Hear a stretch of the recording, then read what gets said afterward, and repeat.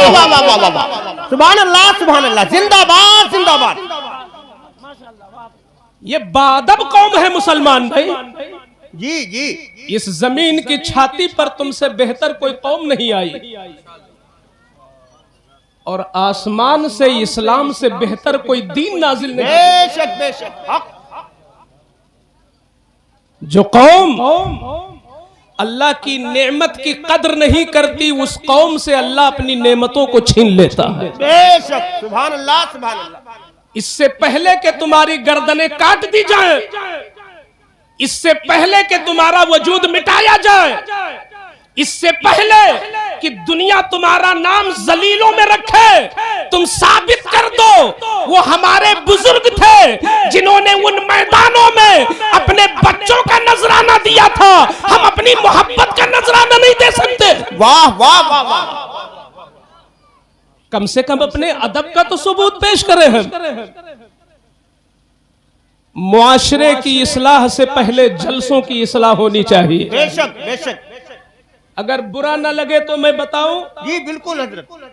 इसी जमीन पर वो लोग भी हैं जिनको हम यहां से बहुत बुरा कहते हैं, और यकीनन वो अकीदे में बुरे हैं, वो अकीदे में बुरे हैं, लेकिन अमल के एतबार से देखो कि मगरिब से शुरू करेंगे और इशा में जलसा खत्म होगा, सुभान अल्लाह सुभान अल्लाह, और उतना पिला देंगे जितना तुम 2 बजे तक नहीं पिला सकते। सही बात।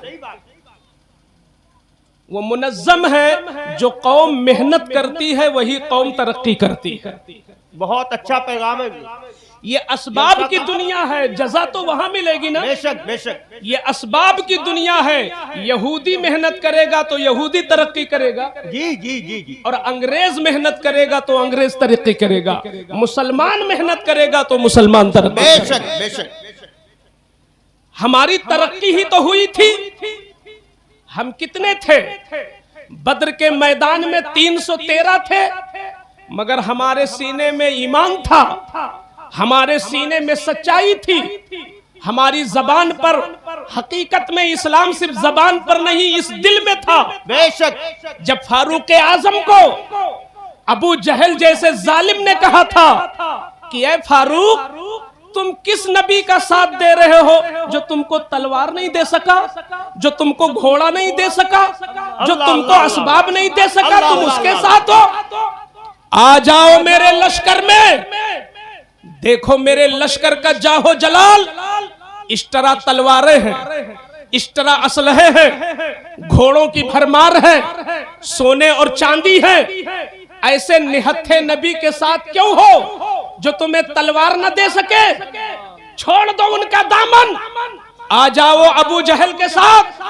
तो उमर के सीने में जो ईमान था वो ईमान करवट लेता है। वाह वाह वाह। उमर के सीने में जो मोहब्बत रसूल थी वो दीवाना होती है। और उमर ने कहा, नादान, मेरी आंखें देख रही हैं, घोड़े तेरे पास हैं, असलहे तेरे पास हैं, तलवारें तेरे पास हैं, मुजाहिद तेरे पास हैं, सब कुछ तेरे पास है, लेकिन ये बद्र का मैदान है। यहाँ जो जीत होगी वो तलवार की बुनियाद पर नहीं, यहाँ जो जीत होगी वो घोड़ों की बुनियाद पर नहीं, यहाँ जो जीत होगी वो असलहों की बुनियाद पर नहीं, यहाँ जब जीत होगी तो सच्चाई की बुनियाद पर होगी, ईमान की बुनियाद पर होगी।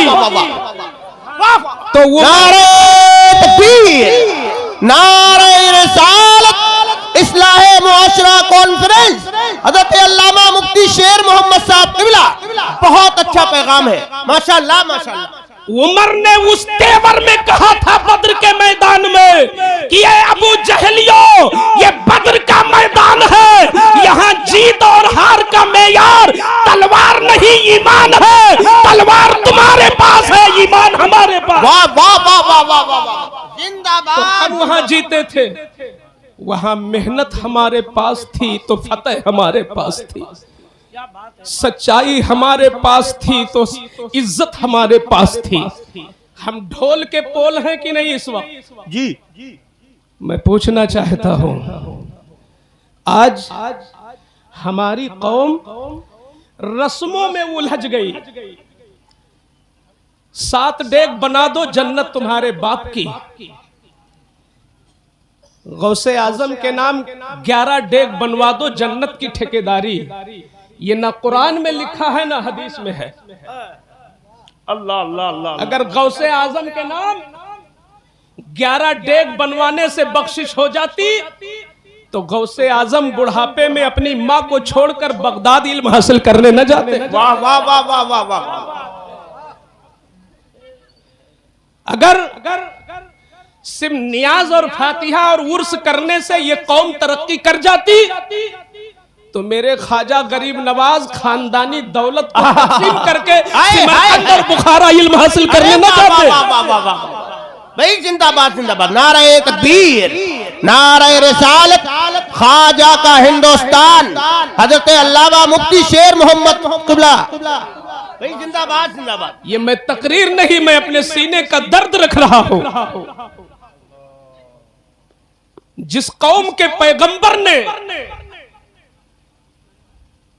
बद्र और उहुद के मैदान में दुश्मनों को सिर्फ इसलिए माफ कर दिया कि तुम हमारे चहीतों के बच्चों को लिखना सिखा दो, हम तुम्हें माफ कर देंगे।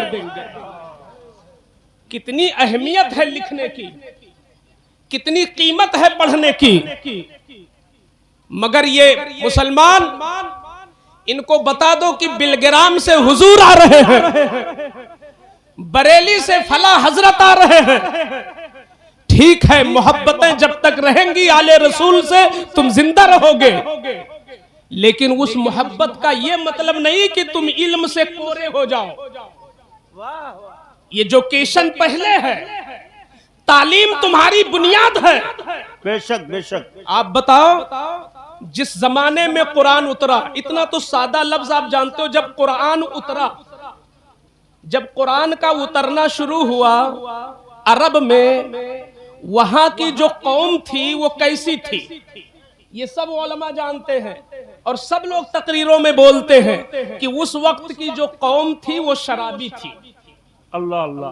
ओढ़ना बिछौना शराब, सोने चले तो शराब और सो के जगे तो शराब। आज की गर्मी में उतनी कोल्ड ड्रिंक नहीं पी जाती अरब में जितनी शराब पी जा रही थी। अल्लाह। आज जैसे अपने मेहमान को कहते हो ले आओ चाय ले आओ, ऐसे अरब वाले कहते थे फला आया है शराब ले आओ। इतनी शराब की आदी थी वो कौम। और शराब वो बदतरीन लानत है कि जब इंसान शराबी हो जाता है तो जिनाकार भी बन जाता है, जब इंसान शराबी होता है तो चोर खुद ब खुद हो जाता है, जब इंसान शराबी होता है तो कातिल भी हो जाता है, उसके सामने कोई गुनाह नहीं रह जाता। क्यों? इसलिए कि शराब से उसकी अक्ल पे पर्दा पड़ जाता है, और जब अक्ल नहीं तो कुछ भी कर सकता है। बेशक बेशक। तो इंसान उस वक्त का शराबी था, अपनी माँ के साथ जिना करने को बुरा नहीं समझता था। अल्लाह अल्लाह। तौबा इस्तग़फ़ार। एक जिस काम को गधा और बंदर भी बुरा समझे, अरब का वो इंसान उस काम को भी बुरा नहीं समझता था। इतनी बदतरीन कौम थी। उस कौम की हिदायत के लिए अल्लाह ने कुरान उतारा। मैं तवज्जो चाहता हूं और तालीम की अहमियत बताना चाहता हूं। बेशक बेशक।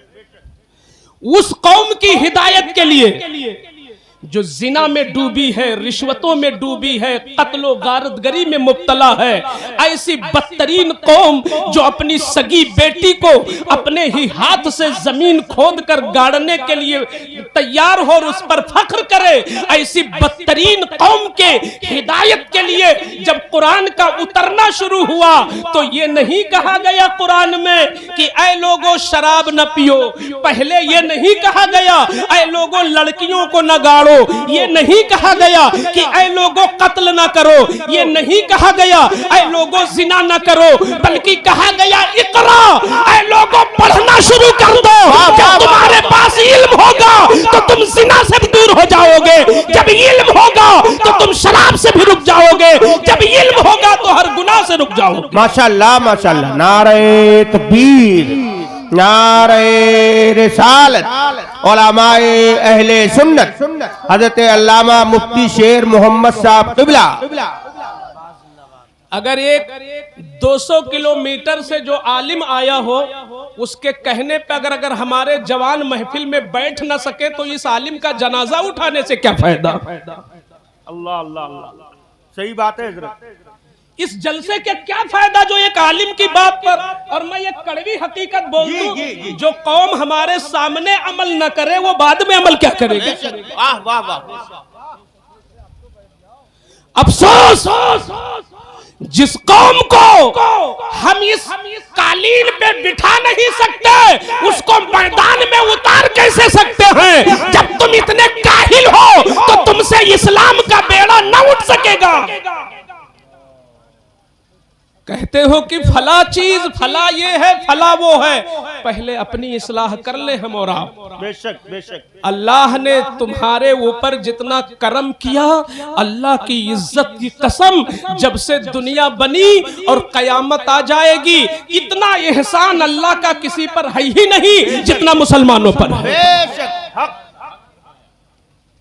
लेकिन मैं जानता हूं आज गैर मुस्लिमों में भी वो अदब है जो कहीं कहीं हम में भी नहीं होता। सही बात है हजरत, सही बात है। और कोई कहे कि भाई ये उनकी तारीफ कर रहे हैं, नहीं, किसी की खूबी की तारीफ करना ये शरीयत में मना नहीं है। आप लोगों ने देखा होगा कि बच्चा डॉक्टर हो गया, बच्चा इंजीनियर हो गया और बाप जाहिल है, लेकिन ट्रेन में जब बेटा बैठाने आता है जो डॉक्टर होता है और बाप अंगूठा छाप होता है, वो डॉक्टर बेटा भी अपने बाप का कदम चूमता है कि नहीं है। गैर मुस्लिमों में है कि नहीं हमारे। जी जी है। बेटा कितना भी ऊंचा हो जाए, वो मजमे में भी अपने बाप, अपने चचा, अपने दादा, अपने नाना का कदम चूम लेता। बहुत अच्छी सच्ची हकीकत है माशाल्लाह। और हमारी ये दरसगाहें जहां हम खुद पढ़ाते हैं, जो बच्चे हमारे सामने कुरान सीखने आते हैं वो भी मौका पाए तो अपना ही हाथ चूम ले, हमारा न चूमे। बिल्कुल सही बात है। हमें शर्म आती है कि हम इनका हाथ कैसे चूमे, कोई हमको छोटा आलिम न जान ले। ये कितनी बड़ी भूल है। मुसलमान हो और अकीदा इतना कमजोर, इज्जत अल्लाह देता है, कौम नहीं देती। इसलिए आपके चेहरों से कभी मायूसी नहीं टपकना चाहिए कि फला कौम तरक्की कर रही। अरे तुम्हारे पास जो है ना यहूदियों के पास है, ना नसारा के पास है, ना अंग्रेज के पास है, किसी कौम के पास नहीं, वो है दौलत ईमान। बेशक बेशक। अल्लाह चाहता तो तुम्हें कीड़ा बना देता, कुछ कर लेते क्या तुम। अल्लाह चाहता तो नाली का कीड़ा बना देता, तुम तैरते उसी गंदे पानी में, लेकिन अल्लाह ने अशरफुल मखलूकात बना दिया। बेशक बेशक। अल्लाह ने अशरफुल मखलूकात बना दिया। तो क्या इसलिए कि उसी के महबूब की मजलिस का अदब न करो, उसी के प्यारे नबी का महफिल का अदब न करो। हमारे उलमा बयान करते हैं कि सहाबा जब बैठते थे तो वहां पर उंगली रखने की जगह नहीं होती थी, लोग इतना मिल के बैठा करते थे। आज के बाद जलसा गाह रखना, इसको तमाशा गाह मत बनाना। हजरात आप एक मिसाल से समझो। एक आदमी है जो पहलवान है, उसके पास तलवारें हैं, असलहे हैं, हुनर है, बाजू में कुव्वत है, सब कुछ है उसके पास। मिसाल सुनिएगा आप हजरात उसकी हमें। जी जी। एक जंगल है, जंगल के बीचों बीच में एक पहलवान आदमी बैठा है, बगल में तलवार रखे हैं, असलहे रखे हैं, डंडा लाठी सब कुछ है, और खुद बहुत बड़ा हुनरमंद है, सब कुछ है वो। लेकिन वो हाथ पे हाथ पकड़े और आंखें बंद करे बैठा है। शेर निकला उधर से, उसने देखा कि शेर आ रहा है, फिर भी न तलवार उठाया, न बंदूक उठाया, न लाठी उठाया, न डंडा उठाया, न भगा, कुछ नहीं किया, ऐसे ही आंख बंद किए बैठा रहा। शेर बढ़ा और बढ़ा और बढ़ा। शेर ने देखा कि है तो जवान मगर करता कुछ नहीं है तो इसके पास बंदूक मगर बंदूक उठाया नहीं है, रखी है तलवारें मगर इस्तेमाल नहीं कर रहा है। तो क्या वो शेर तुम्हें जवान देखकर वापस हो जाएगा या लुकमा बना लेगा? बोलो लुकमा बना लेगा ना लुकमा? तुम्हारी तलवारें देखकर नहीं डरेगा, जब तुम तलवार लहराओगे और उसे दौड़ाओगे तब भागेगा, बंदूक चलाओगे तब भागेगा। सिर्फ पास में रखा रहने से कुछ नहीं होगा, शेर तुमको निगल जाएगा। सही बात। इस मिसाल से मैं ये कहना चाहता हूं कि तुम्हारे घर में कुरान रखा है, अल्लाह अल्लाह, किताबों में हुजूर की सीरत रखी है, बेशक बेशक बेशक, किताबों में बुजुर्गों की जिंदगियां रखी हैं। सिर्फ इस गोश्त के लोथड़े वाली जबान से चिल्ला देने से तुम फतह नहीं पाओगे।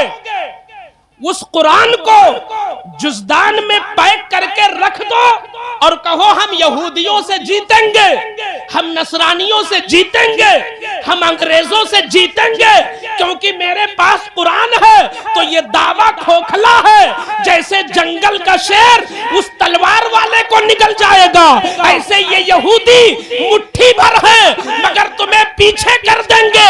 लेकिन जिस दिन वो कुरान तुम्हारी जबान से तुम्हारे दिल में आ जाएगा, तुम्हारे किरदार में आ जाएगा, तुम्हारे अमल में आ जाएगा, तो तुम मुट्ठी भर हो मगर पूरी दुनिया पे गालिब आ जाओगे इंशाअल्लाह। नारे तकबीर, नारे रिसालत, नारे रिसालत, फैजाने दीने मुस्तफा, नारे तकबीर, नारे रिसालत।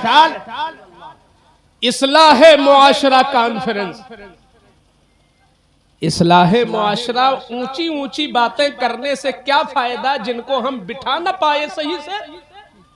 ऊंची बातें ज्यादा नहीं करेंगे, आपके मतलब की करेंगे। ये बताओ ये गांव का नाम क्या है? कमचियारा जी। कारी शफीक साहब ने और उनके दोस्त कारी जियाउल मुस्तफा साहब ने 2 महीना 2.5 महीना बुड्डी मार मार के चंदा किया होगा तालाब में। किस लिए? अब उनका कोई मकसद था कि नहीं वो जाने, उनका खुदा जाने। लेकिन मैं जो समझता हूँ हुस्ने जन, जुन्नुल मोमिनीन खैरा, मोमिनीन के साथ अच्छा गुमान रखो। जी जी। मेरा गुमान यह है कि उन्होंने जलसा इसलिए किया होगा कि गांव में नमाजी कम हो तो बढ़ जाए। जी, यही तो था। कुछ लोगों में इख्तिलाफ बहुत है, बेजा इख्तिलाफ तो वो खत्म हो जाए, लोग एक हो जाएं, नेक हो जाएं। कुछ लोग रिश्वत वाला कारोबार करते हैं तो तौबा कर ले। कुछ नौजवान मोबाइल बहुत ज्यादा बुरी चीजें इस्तेमाल करते हैं तो वो उससे तौबा कर ले। कुछ लोग हैं जो अपनी बीवियों का सही हक नहीं अदा करते, वो लोग अपनी बीवी का, अपने अपने माँ बाप का हक अदा करें। बच्चे जो नाफरमान हैं माँ बाप के फरमाबरदार बन जाएं। जो बच्चे पढ़ाई से भागते हैं वो पढ़ाई से मोहब्बत करें। यही तो मकसद है, यही मकसद है। लेकिन जब जलसा होगा 2:30 बजे तक, जी जी, जब जलसा होगा 2:30 बजे तक, तो 9 बजे सोने वाला जब फजर में नहीं उठता था तो 2:30 बजे वाला कैसे उठेगा? जी जी। हाल यह है कि कमचियारा का मुसलमान जलसे से पहले 1:30 सब थी जमात में फजर में, और जिस दिन जलसा हुआ तो मुश्किल से इमाम भी पहुंच पाया, वो 1:30 सब के 1:30 नमाजी नहीं पहुंचे। अब ये बताओ जलसा कामयाब है कि नाकाम है? नाकाम है। जलसा इसलिए था कि उस जलसे के बाद नमाजी बढ़ जाए मस्जिदों में, लोगों का इख्तिलाफ कम हो जाए, घरों के अंदर मोहब्बतों का माहौल हो जाए, लोगों का अखलाक बुलंद हो जाए, इसलिए था जलसा। मगर जलसे होते रहते हैं, इख्तिलाफ बढ़ता रहता है, जलसे होते रहते हैं, बेअदबी बढ़ती रहती है, जलसे होते रहते हैं, नमाजियों पे फर्क नहीं पड़ता। वजह यह है कि हम जलसा कराने का तरीका ही नहीं जानते। बेशक बेशक बेशक। अगर हम अपने गांव का जायजा लें, जो काम मुजाहिदे मिल्लत करते थे, जो काम अल्लामा अरशदुल कादरी करते थे, जो काम सरकारे मुजाहिदे दौरा करते थे, जो काम अल्लामा मुश्ताक अहमद निजामी करते थे, वो लोग जलसा कैसे करते थे? पहले उस गांव का जायजा लेते कि हमारे इस गांव में कमी क्या है, हमारे इस गांव में कमी क्या है। अगर लोग सूद ज्यादा खाते हैं तो वो ऐसे आलिम को बुलाते थे जो सूद की बातें इतनी अच्छी तरह समझा दे कि लोग सूद से तौबा कर ले। अल्लाह अल्लाह अल्लाह, वाह वाह वाह। अगर उस गांव में नमाजी बहुत कम थे तो अब वो ऐसे परहेजगार आलिम को ढूंढते कि जिसकी जबान पर ऐसा असर होता और वो ऐसा माहौल बनाते कि नमाज के मौजू पर तकरीर करवाते तो मस्जिदें भर जाती। आज हमें भी जरूरत है किसी बुजुर्गों का नाम लेकर जलसे में नारा न लगवाए, बुजुर्गों की रविश को अपनाए, इंशाअल्लाह मुआशरे की इस्लाह हो जाए। नारे तकबीर, नारे रिसालत, सुभान अल्लाह सुभान अल्लाह। जिस जलसे में 2 मुकर्रिर की जरूरत है, अल्लाह के वास्ते 4 मुकर्रिर मत बुलाओ। जी जी जी। जो पब्लिक एक आलिम को सही ढंग से न सुन सके, उनके सर पर 5 आलिमों का बोझ डालना ये अच्छी बात नहीं है। बहुत मैं इस जलसे की बात नहीं कर रहा हूँ, ये कुल जलसों की बात कर रहा हूँ। ऐसा ना हो कि कारी शफीक साहब कह रहे हैं किराया देना बेकार हो गया, वो तो हमारे खिलाफ बोल के चले गए। हम आपके खिलाफ नहीं, हम मुस्तफा के मुवाफिक बोल रहे हैं, सुभान अल्लाह। हम अपने इस्लाम के मुताबिक बोल रहे हैं। अब अगर कोई उसके खिलाफ है तो जाएगा उसके खिलाफ, हमें इसका गम नहीं है। हुजूर फरमाते हैं वो आलिम गुंगा शैतान है जो हक बात न बोल सके। अल्लाह अल्लाह अल्लाह। और हम अल्हम्दुलिल्लाह इस पे अमल भी करते हैं।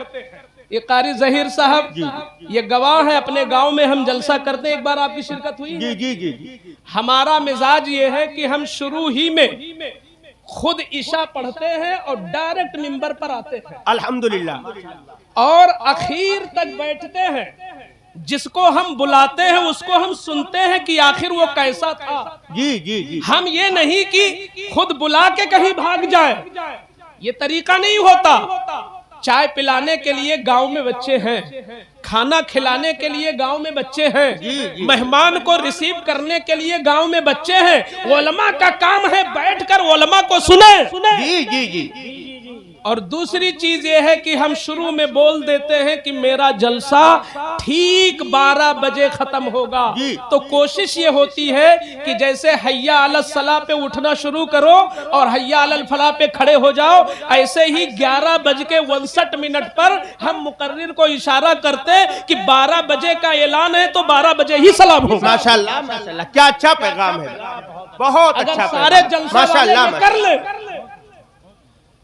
4 और 5 मुकर्रिर के बजाय इन जलसों को सिर्फ 12 तक रखो और एक आलिम अच्छा बुला लो और चंदा खूब करो।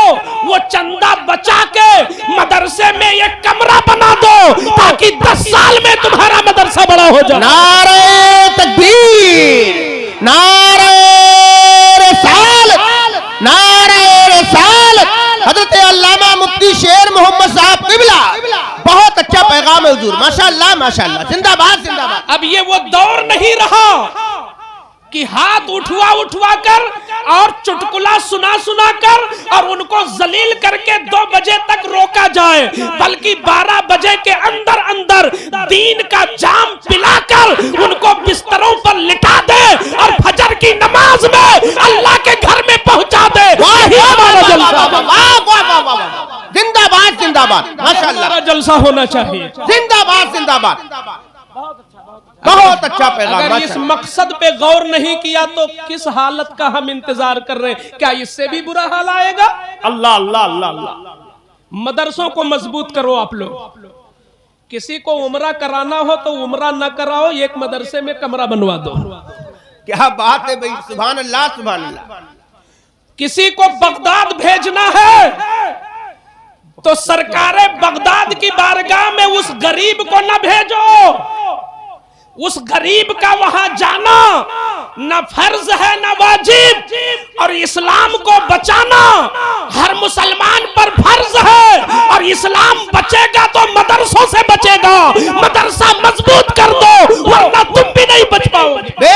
बेशक बेशक बेशक बेशक। अल्लामा अरशदुल कादरी लिखते हैं कि जिस जलसे के जरिए मदरसे की तामीर न बढ़े, वो जलसा ऐसे ही है जैसे बांझ औरत। अल्लाह। और हाल हजरत उल्टा है जी। जलसे में चंदा 2.5 महीना, और जब सुबह हुई तो टेंट वाले का उधार, खाने वाले का कर्जा। अरे इतना महंगा जलसा न तौरात में है, न इंजील में, न कुरान में है, न बुखारी में। अरे वाह वाह वाह वाह वाह वाह वाह वाह, सुभान अल्लाह सुभान अल्लाह। जलसा, और वो जो मदरसे के बैनर के तले जलसा हो, वहां तो और ऐसी इस्लाह हो कि मेरे पास 1 लाख है तो 25,000 में प्रोग्राम निपटाओ, 75,000 से बच्चों का खाना सही करो, उनका रहना सही करो, और पढ़ाने वालों की तनख्वाह बढ़ाओ। ये बताओ, जिसने 9 साल तक आलिम की डिग्री हासिल किया, उसकी तनख्वाह कितनी? प्राइवेट में 7,000, 8,000, कोई कहता है मौलाना साहब 10,000 है, जैसे लगता है तीर मार दिया। 10,000 का क्या मतलब?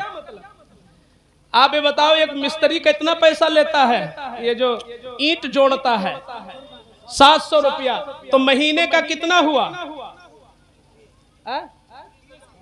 20,000, 21,000। बताओ हाल। मौरंग बालू जोड़ने वाले के बराबर भी कुरान वालों की कदर नहीं है। जब हम अपने आलिम की कदर नहीं करेंगे तो यहूदी करेगा क्या? जब मुसलमान नहीं करेगा तो गैर मुस्लिम करेगा क्या? क्या तुमने इनको लेबरों के बराबर भी नहीं समझा? लखनऊ जैसे शहर में 500 रुपया लेबर मांगता है, तो अगर 500 मानो तो 15,000 हो गया। जी जी। और ओवर काम करेगा उसका अलग पाएगा। किसी के यहाँ टूट गई है कोई दीवार, 2 घंटे का काम है तो उसका अलग पाएगा। जी जी। किसी के यहाँ कोई जाली टूट गई है, 1 घंटा काम कर दिया, उसका अलग पाएगा। और ये 8,000 वाले 24 घंटा मदरसों के लिए वक्त, और 8 महीना तनख्वाह, 4 महीना कर्जा। इससे न दीन हरा होगा, न दीन फूलेगा, न दीन फलेगा। चंदा करके जलसा न बढ़ाओ, चंदा करके मुदर्रिस की तनख्वाह बढ़ाओ, पढ़ने वाले बच्चों का खाना अच्छा करो, उनका रहना अच्छा करो, लैट्रिन अच्छी बनवाओ, कमरा अच्छा बनवाओ। ये दीन है। वाह वाह वाह वाह वाह वाह वाह वाह वाह वाह वाह, जिंदाबाद जिंदाबाद। बहुत अच्छा पैगाम है, माशाअल्लाह माशाअल्लाह। ये बच्चे जिनको नाश्ता अच्छा मिलना चाहिए, ये बच्चे जिनको अच्छा कमरा मिले, नींद अच्छी हो तो पढ़ाई में अच्छा दिल लगे, उनको हम घुसेड़ देते हैं जानवरों की तरह। सही न बल्ब है, न सही पंखा है। खाने में वही जो मजदूर भी नहीं खाते। मैंने देखा बहुत टेस्टी खाना मजदूरों का होता है जो चूल्हा जला के रोड पे बनाते हैं। जी जी। उतना अच्छा ये तालिबे इल्म नहीं पाते। ऐ कौम के लोगों, जाग जाओ, इन चीजों में पैसा मत फेंको, रस्मों में मत उलझो। वो काम करो जो काम जमीनी काम हो। बेशक। जमीनी काम हो, मेयारी काम हो, मजबूत काम हो। ये जलसे एक मुकर्रिर से हो सकते हैं। जी जी जी। हम कहते हैं क्यों नहीं आप मगरिब बाद भी जलसा शुरू कर सकते हो, और ईशा का वक्त थोड़ा बढ़ा दो। मगरिब बाद शुरू करो, ईशा का वक्त बढ़ा दो, और जलसा मुकम्मल करके सबको ईशा की नमाज अपने सामने पढ़वा दो, ताकि साबित हो जाए जलसे का रिजल्ट मिल गया। अरे वाह वाह वाह वाह वाह वाह वाह, सुभान अल्लाह सुभान अल्लाह सुभान अल्लाह सुभान। इन उलमा को रात भर जगाओगे तो शुगर होगा, ब्लड प्रेशर होगा, और 60 साल के बजाय 45 में मर जाएंगे।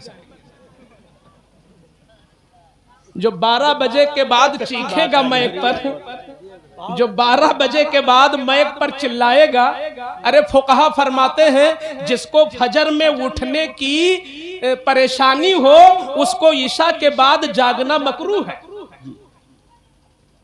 अब बताओ, 2:30 बजे जलसा खत्म हुआ, कोई यहीं सो गया, कोई कहीं सो गया, और मुकर्रिर रास्ते में सफर में लगा हुआ, नमाज कौन पढ़ेगा? मसलके आला हजरत ही है क्या? मसलके आला हजरत तो वो है कि मेरे आला हजरत ने बुढ़ापे में भी जमात नहीं छोड़ी। अल्लाह अल्लाह अल्लाह अल्लाह अल्लाह अल्लाह। जब चलने के काबिल नहीं थे, चलने के काबिल पैर काम नहीं कर रहे थे, तो आला हजरत के लिए 4 मुरीदों का इंतखाब हुआ कि हजरत कुर्सी पे बैठ जाएंगे और कुर्सी उठा के मस्जिद में पहुंचाओ ताकि अहमद रजा की जमात न छूटने पाए। अल्लाह अल्लाह, सुभान अल्लाह सुभान अल्लाह। लोग समझते हैं इसी नारे का नाम मसलके आला हजरत है। इस्लाह हो गई, माशाअल्लाह माशाअल्लाह। आला हजरत का ये अमल क्या वो करेंगे जिनको आप वहाबी कहते हो? उन पर तो नमाजी फर्ज नहीं, उन पे तो ईमान फर्ज है। अरे तकबीरे ऊला कौन, तकबीरे ऊला पाने के लिए शौक किसमें पैदा हो? जो ईमान वाला है। तो आप बताओ, जब आला हजरत एक दिन अजान हो गई, जमात का वक्त हो गया, कुर्सी पर उठाने वाला कोई न मिला, तो जैसे 6 महीने का बच्चा घुटनों के बल चलता है, अहमद रजा ऐसे चल के मस्जिद में पहुंचे ताकि हमारी तकबीरे ऊला न छूटने पाए। अल्लाह अल्लाह अल्लाह अल्लाह, माशाअल्लाह माशाअल्लाह, दिल बाग बाग हो गया। सुभान अल्लाह सुभान अल्लाह। आपको 11 बजे सुला दिया जाता है और जब 5 बजे जगाओ तो कहते हो अरे यार अभी नींद पूरी नहीं हुई, और जब माइक पे पहुंचते हो कहते हो मसलके आला हजरत। ये दोगली पॉलिसी कैसी? तुम अपने दीन के साथ धोखा कर रहे हो। इमाम अहमद रजा तो 1.5 घंटा मुश्किल से सोते थे और जितना वक्त था सब दीन के लिए वक्त था। सुभान अल्लाह सुभान अल्लाह। हम उनके कदमों में लगी हुई धूल के बराबर नहीं हो सकते।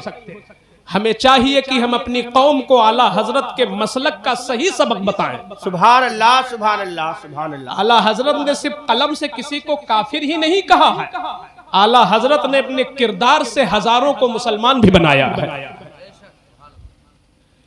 हम मुसलमान बनाने की फिक्र क्यों नहीं करते?